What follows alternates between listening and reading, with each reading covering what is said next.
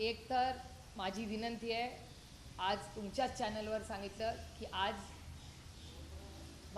उपमुख्यमंत्री आणि पुण्याचे पालकमंत्री मोठा निर्णय घेणार आहेत। माझी त्यांना हात जोडून विनंती आहे की निर्णय घ्या।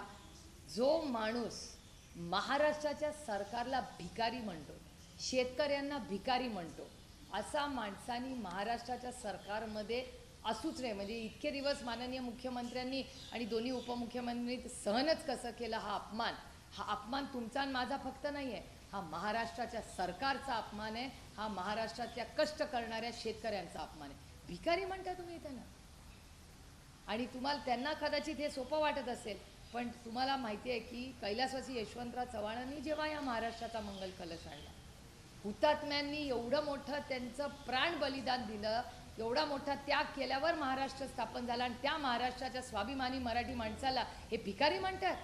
कोण समजतात स्वतःला? मंत्री आहात म्हणून काही बोलाल? त्यांचा राजीनामा झालाच पाहिजे। आणि पहिली नाही आहे, इज अ फ्रिक्वेंट, सातत्याने माणूस चुका कसं करतं, पहिली चूक दुसरी चूक मी समजू शकते, अजितदादांनी तंबी दिली तरी तिसरी चौथी पाचवी चूक होते।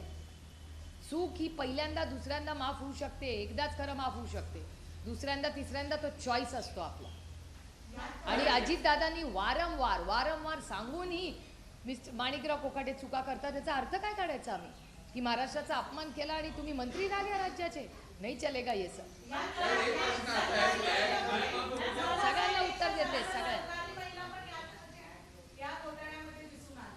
अरे बस सरकार काय करत होतं? सरकारी महिलांनी फॉर्म समजा भरले, यांनी घेतलेत कसे? रिजेक्ट व्हायला पाहिजे होता ना फॉर्म। माझा प्रश्न असा आहे की तुम्ही काहीतरी करेक्ट, म्हणजे फॉर्म, आता मी जर फॉर्म